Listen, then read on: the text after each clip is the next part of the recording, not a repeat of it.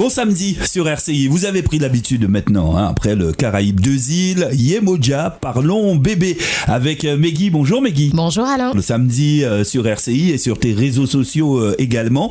Aujourd'hui, notre thème, comment bien choisir son moyen de contraception post-accouchement. C'est ça, parce qu'il est important bien évidemment de faire un petit focus dessus, puisque même si ce sont les mêmes... Pour bien choisir son moyen de contraception, qu'est-ce qu'il faut prendre en compte? Alors déjà, l'allaitement éventuel, le risque de formation de caillots de sang majoré durant la grossesse et dans les premières semaines postpartum, c'est-à-dire jusqu'à à peu près 6 semaines même.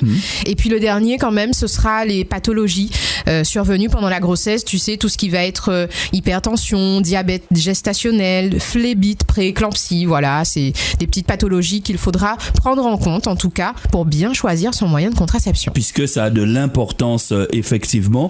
Donc, 6 à 8 semaines après l'accouchement, la femme aura donc un rendez-vous. Un rendez-vous postpartum avec le gynéco ou encore la sage-femme, et qui doit permettre de confirmer le choix contraceptif, son renouvellement éventuel ou encore sa surveillance et même voir la pause si on veut changer de moyen de contraception. Et pourquoi 6 à 8 semaines? Il faut savoir qu'il n'y a pas de reprise en fait de l'ovulation avant 21 jours après l'accouchement. D'accord. Et c'est pour ça qu'un contraceptif, dans l'immédiat en tout cas, n'est pas absolument nécessaire. Avec ton invité, on va pouvoir bien en parler. Aujourd'hui, on reçoit Lovely, qui est sage-femme. Lovely, pourquoi elle? Parce que depuis le début du programme, on travaille ensemble à distiller des informations nécessaires, notamment médicales et pointues sur le sujet. Bonjour Lovely. Bonjour Alain, bonjour Meggy. Bonjour. Alors aujourd'hui, on va parler donc des moyens de contraception, comme on le disait. Dis-nous un peu lesquels choisir, qu'on allaite ou pas d'ailleurs. Alors, avant toute chose, il est important que la femme soit prête avant de reprendre les rapports sexuels. En fait, on va faire attention pour la femme parce qu'une fois qu'elle a accouché, ce qu'on appelle le risque thromboembolique est plus important. C'est-à-dire que la femme, une fois qu'elle a accouché, elle est plus à risque de faire des phlébites, des AVC, etc.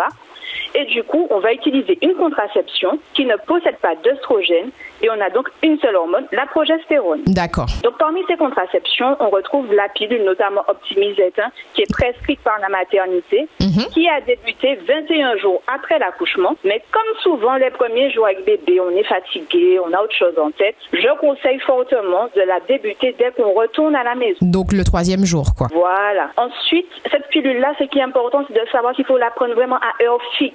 Donc on met un rappel sur le téléphone, on met un réveil, on fait chérie mettre un réveil aussi, comme ça on est sûr de ne pas l'oublier. Et quel est le risque si on l'oublie? C'est qu'on peut avoir une nouvelle grossesse tout de suite et si on n'est pas prêt, ce n'est pas dans nos projets, c'est un petit peu compliqué.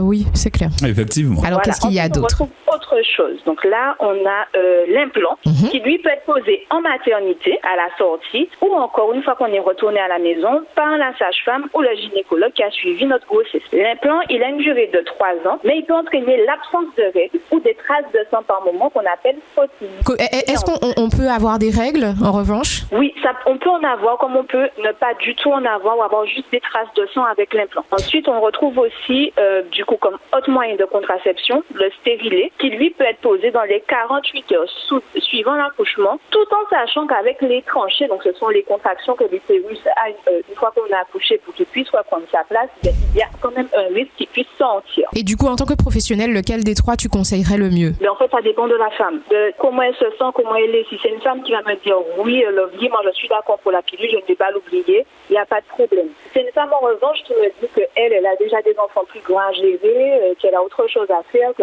là se rappeler qu'elle a la pilule à prendre tous les jours à heure fixe, c'est pas pour elle, je lui conseille l'implant. Tout en sachant quand même quelque chose qui est important, c'est que les femmes qui ont eu une césarienne, il faut qu'on s'assure que pendant 1 an, elle n'ait pas de nouvelles grossesses pour éviter les complications par la suite. Et si elle allaite, est-ce qu'il y a une contre-indication en fonction du moyen de contraception choisi? Non, officiellement dans nos textes, on n'a pas de contre-indication par rapport au moyen de contraception. Là, la femme qu'on propose tout de suite, là, c'est compatible que ce soit avec l'allaitement, que ce soit avec le risque thromboembolique des femmes une fois qu'elles ont accouché. Eh bien, écoute, c'est nickel. Merci, Lovely. Voilà. Très bien. J'ai tout compris alors, Lovely. À bientôt. À très vite. Merci beaucoup à Lovely. Mais quand même, Meggy, on n'oublie pas qu'il existe d'autres méthodes. Il y a des méthodes qu'on va dire barrières. Donc les méthodes barrières, ça va être tout ce qui est préservatif, spermicide. On sait que souvent c'est la femme qui prend toujours les précautions, mais pourquoi pas autour de l'homme de le faire après l'accouchement. Et puis enfin, il y aura une méthode qu'on dit être naturelle, mais je mets quand même un petit point de vigilance parce que les professionnels ne sont pas tous d'accord dessus. C'est la méthode qu'on dit MAMA. C'est une méthode, en tout cas liée à l'allaitement, où on dit que l'allaitement peut avoir un effet justement contraceptif jusqu'à 6 mois. Ah bon? Il faut que le bébé tète. La maman en tout cas, exclusivement, qu'il ce soit jour et nuit, qu'il n'y ait pas d'interruption, qu'il y ait 6 à 10 tétés par jour, pas plus de 6 heures la journée et pas plus de 4 heures sans que le bébé tète la nuit. Ça fait beaucoup quand même. C'est vrai, c'est un programme qui est lourd. Et le fait que l'enfant soit encore à la tétée, ça peut être un moyen contraceptif. C'est un moyen contraceptif, en tout cas qui n'est pas forcément avéré parce qu'il y a forcément des risques, mais de toute façon dans tous les moyens de contraception, il y a des risques. Très bien, voilà qui est plus clair. J'espère que vous avez bien retenu.